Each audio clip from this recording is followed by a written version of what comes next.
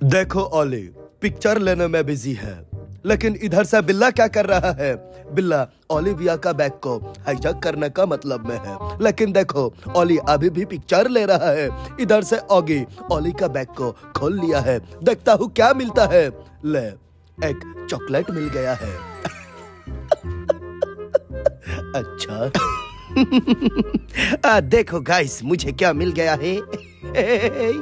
ये तो एक बहुत अच्छा वाला चॉकलेट है। I just love chocolate. Ollie, तुम पिक्चर ले लो, पिक्चर ले लो।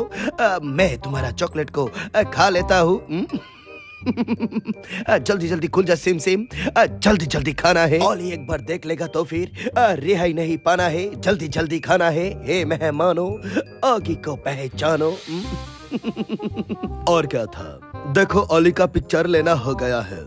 अब तो ओली आकर अपना बैग को चेक कर रहा है। अब तो बिल्ला जरूर ओली का हाथ से ढक ढक ढक ढक। আমার চকলেট কোথায়? তোমার চকলেট কোথায় আমি কেমনে বুঝবো কও?